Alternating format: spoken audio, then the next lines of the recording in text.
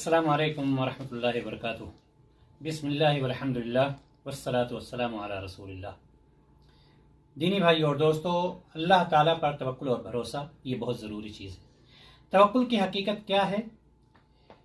دنیا اور آخرت کے امور میں خیر و بھلائی کے حصول اور نقصان کے دور کرنے کے لیے دل کا اللہ کی ذات پر سچا اور پورا اعتماد ہو۔ اس کا فائدہ کیا ہوگا؟ آپ صلی اللہ علیہ وسلم نے ارشاد فرمایا، اگر تم اللہ پر اس طرح توکل کرو جس طرح توکل کرنے کا حق ہے، تو اللہ تعالیٰ تمہیں اس طرح رزق دے گا جس طرح پرندوں کو رزق دیتا ہے۔ صبح کو خالی پیٹ گھونسلے سے نکلتے ہیں پرندے، اور شام کو سیر ہو کر واپس لوٹتے ہیں۔ اللہ تعالیٰ نے فرمایا، وَعَلَى اللَّهِ فَلْيَتَوَكَّلِ الْمُؤْمِنُونَ، اور ایمان والوں کو صرف اللہ تعالیٰ ہی پر بھروسہ رکھنا چاہیے۔ السلام علیکم ورحمۃ اللہ وبرکاتہ۔